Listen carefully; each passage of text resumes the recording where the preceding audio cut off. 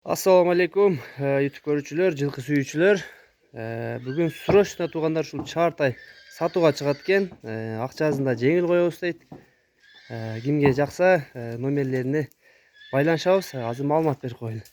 Бул алынкы бул каяк Аксынын эле чаарыбы? Аксынын местный.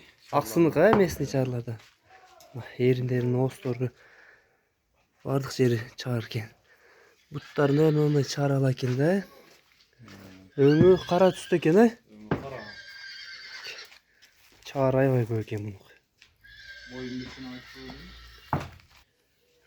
Жайлоодон жакында эле уштуп алыптыр, талаада жүрүптүр туугандар, жайлоодо түшкөн экен.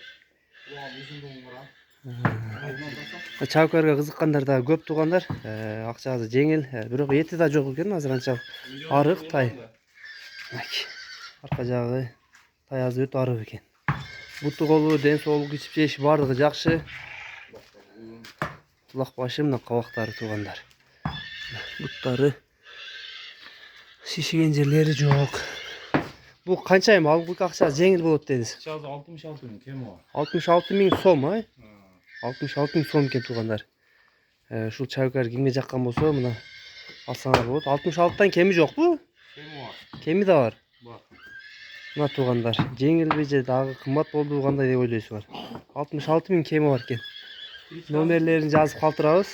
Ушу чабыкар кимге жаккан болсо туугандар чаласыңар. Жактагылар Чабалекей деп ат коюп койдук дейт. Бирок окшошуп кетет экен. Ала булазы.